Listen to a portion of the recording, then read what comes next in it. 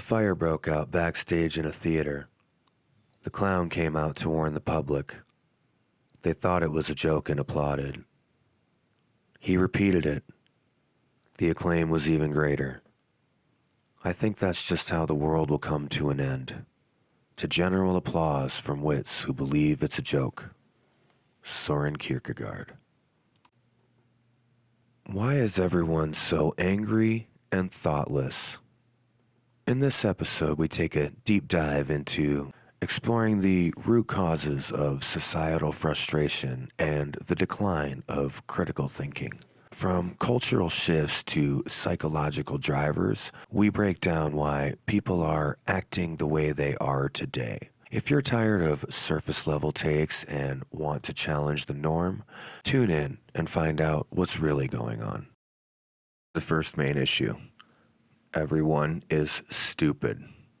As George Carlin put it so well, think of how stupid the average person is and realize half of them are stupider than that. I was watching Asmongold watch a clip of Elon Musk talking about how they had put the statistics and everything that they were doing on the website for people to read. And Asmon went on to go look up some statistics to figure out how many people could actually read. And the first problem with statistics and data like that when you're going after it, and this is something that we're going to do and review on this channel a lot, is that we're going to look at how we look for information, what information we take in, right? And so if our standard is kind of a little bit out of ignorance that we need a 12th grade reading level, you have to realize that statistically, like half of people only read at a 6th grade level. So this 6th grade level of literacy is actually important because if you were to look back to say like 1900 literacy standards, not that long ago, 125 years ago, the literacy standards then would have been way crazier. Like, have you ever read Charles Dickens or any classical philosophy? We have functional literacy. They have proficient literacy. They were actually could read things and understand them, and they could break those ideas down for you. And people today, well, definitely if all they're doing is reading at a 6th grade level, then, you know, you're talking about like maybe 10 or 15% of people today probably read at like what would have been considered a standard, where in like the 1900s, it was over a 90% literacy rate. So the literacy rate just in totality is down today. And I'm sure you've seen the TikToks and everything else. And you have friends on Facebook that it's like hard to read what they're saying because those people can't spell and they can't read either. Without a rich vocabulary, people lack precision in thought and communication. They feel something is wrong, but they can't explain it, leading to frustration and anger. This focus on low cognition leads me to my next point, the inner voice problem.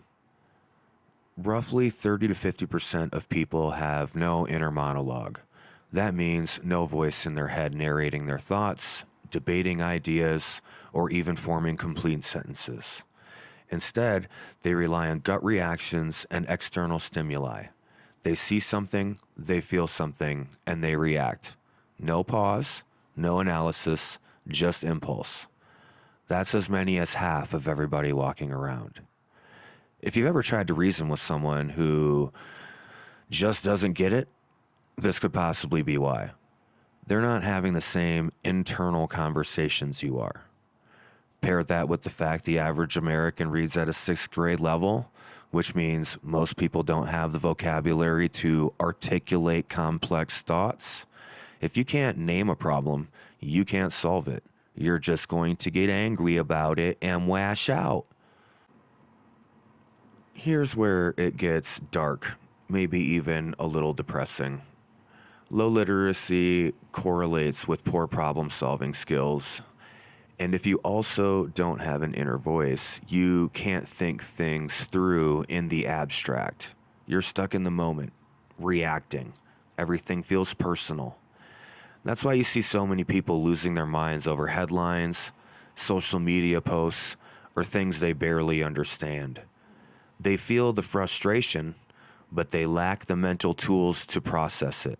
So they just scream or tweet. Same thing. Why it matters. Without language, we don't have thought. Without thought, we don't have solutions.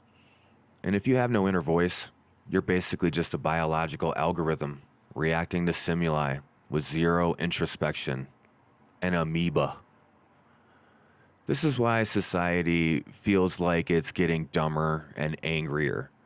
It's not a decline in morals, it's a decline in cognition. And the people in charge, they love it.